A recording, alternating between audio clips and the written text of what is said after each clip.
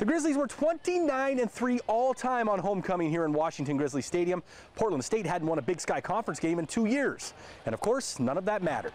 The crowd of over 25,000 were fired up, but the start couldn't have been much worse for Montana. First offensive play, the Grizz fumble, Portland State recovers, and that led to a touchdown. Next drive, Grizz forced a punt. Houston Barnes blocks it. That led to a field goal. The Grizz gained -5 yards in the first quarter and only 55 yards in the first half, but they only trailed 13-0 because of a couple key defensive stops. Now in the third quarter, the offense wakes up. Adam Eastwood rumbles in from 13 yards out. The Grizz are on the board.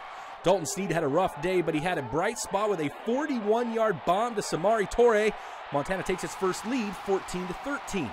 After PSU went back in front in the fourth quarter, Eastwood responds with his second touchdown, puts the Grizz ahead 20-19. They get the ball back and are trying to wrap up a win, but on third down in Vikings territory, Keenan Curran fumbles, the fourth lost fumble of the day for UM. Ensuing drive, Portland State takes their time. 4th and 2 in Grizz territory. Montana could have wrapped up the win with a stop, but Davis Alexander hits Emmanuel Dagby for a first down. That gives freshman kicker Cody Williams a chance from 52 yards in the final seconds, and he hits it. The Vikings go crazy. Everyone else in Washington Grizzly Stadium is stunned. Portland State pulls off a shocking upset, 22-20.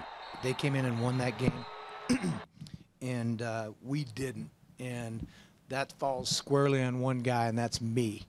And I didn't have a good enough game plan together, offense, defense, or kicking. We didn't go out and execute the plan we had very well. The effort and fight is not our team's problem anymore. I mean, that's not an issue, I don't believe.